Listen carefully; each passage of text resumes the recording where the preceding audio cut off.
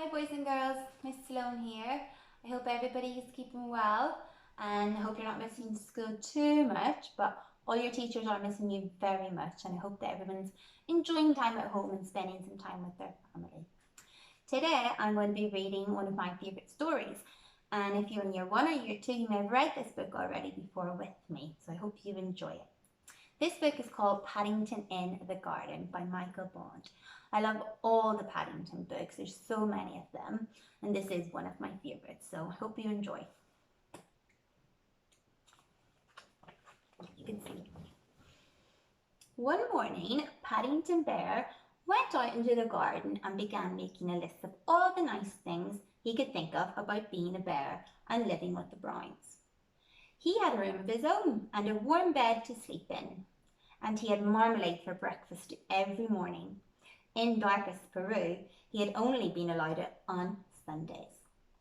The list was soon so long he had nearly run out of paper before he realised he had left one thing out, one of the nicest things of all. What could it be? The garden itself. Apart from the occasional noise from a nearby building site, it was so quiet and peaceful it didn't seem like being in London at all. But nice gardens don't just happen. They usually require a lot of hard work, and the one at number 32 Windsor Gardens was no exception. Mr. Brown had to mow the lawn twice a week, and Mrs. Brown was kept busy weeding the flower beds. There was always something to do. Even Mrs. Bird lent a hand whenever she had a spare moment. It was Mrs. Bird who first suggested giving Jonathan, Judy and Paddington each a piece of the garden. It will keep certain bears out of mischief, she said, and it will be fun for Jonathan and Judy as well. Mr. Brown agreed it was a very good idea, and he marked out 3 plots at the far end of the lawn. Paddington was most excited. I don't suppose there are many bears who have their own garden, he exclaimed. Early the next morning, all 3 set out to work.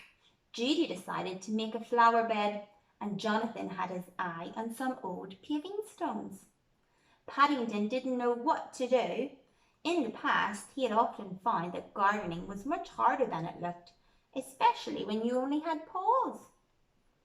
In the end, armed with a jar of Mrs. Bird's homemade marmalade, he borrowed Mr. Brown's wheelbarrow and set off to look for ideas. I wonder what he's going to find. His first stop was a stall in the market, where he bought a book called How to Plan Your Garden by Lionel Trugg.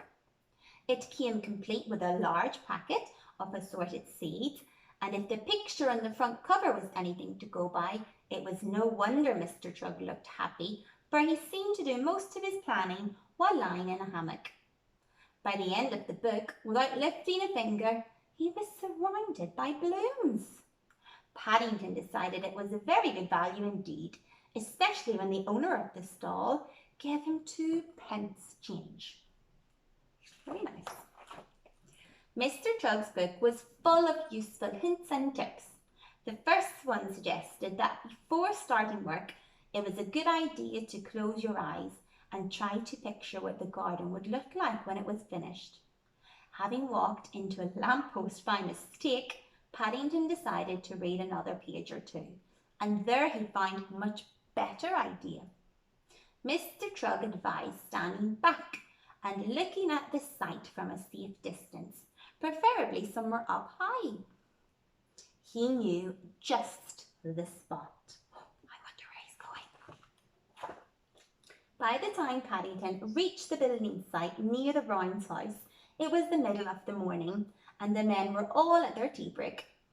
Placing his jar of marmalade on a wooden platform for safekeeping, he sat on a pile of bricks for a rest while he considered the matter. There was nobody about, and there was a ladder nearby. What do you think he'll do? Mr. Trugg was quite right. The Browns' garden did look very different from high up. But before he had time to get his breath back, Paddington heard the sound of an engine starting up. He peered through a gap in the boards. As he did so, his eyes nearly popped out. On the ground just below him, a man was emptying a load of concrete on the very spot where he had left his jar of marmalade. Paddington scrambled back down the ladder as fast as his legs would carry him, reaching the bottom just as the foreman came around the corner. "Is anything wrong?" asked the man. "You look upset." "My jar's been buried!" exclaimed Paddington, pointing to the pile of concrete. "It had some of Mrs. Bird's best golden chunks in it too." "I won't ask you how your jar got there," said the foreman, turning to Paddington as his men set to work clearing the concrete into piles, "or what you were doing up the ladder." "I'm glad of that," said Paddington, politely raising his hat. "Don't think he should have been up there in the first place." Suddenly, there was a whirring sound from somewhere overhead, and to Paddington's surprise, the platform landed at his feet. "My marmalade!" he exclaimed thankfully. "Your marmalade?" repeated the foreman, staring at the jar. "Did you say marmalade?" "That's right," said Paddington. "I put it there ready for me. It must have been taken up by mistake. Now the top has come off." Oh dear. It was the foreman's turn to look as though he could hardly believe his eyes. "That's special quick drying cement," he wailed. "It's probably rock hard already. Ruined by a bear's marmalade. No one will give me 2p for it now." "I will," said Paddington eagerly. "I've had an idea. You see all of the cement now, rock hard. Paddington's just bought it. What do you think he's going to do with it?" Paddington was busy for the rest of the week. When the builders saw the rock garden he had made, they were most impressed, and the foreman even gave him some plants to finish it off until his seeds started to grow. "It's National Garden Day on Saturday," he said. "There are some very famous people judging it. I'll spread the word around. You never know your luck." The foreman was as good as his word, and on Saturday half the neighbourhood turned up at number 32 Windsor Gardens to see the judges arrive. Paddington nearly fell over backwards with surprise when he discovered that no less a person than Mr. Lionel Trugg himself was leading the session. "It's very good of you to get out of your hammock, Mr. Trugg," he exclaimed. "Not at all," said Lionel Trugg. "My pleasure, I must say. I love your orange stones. Where did you find them?" "I didn't," said Paddington. "I think they found me, thanks to the builders." "Congratulations," said Mr. Trugg as he handed Paddington a gold star. "It's good to see a young bear taking up gardening.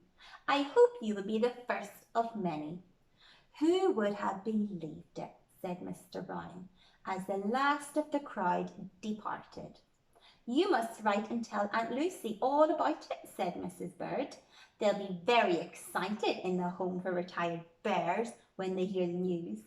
Paddington thought that was a good idea, but he had something to do first. Do you see Paddington with his big gold star? Lovely. He wanted to add one more important item to his list of all the nice things there were about being a bear and living with the Browns. "Having my own rock garden."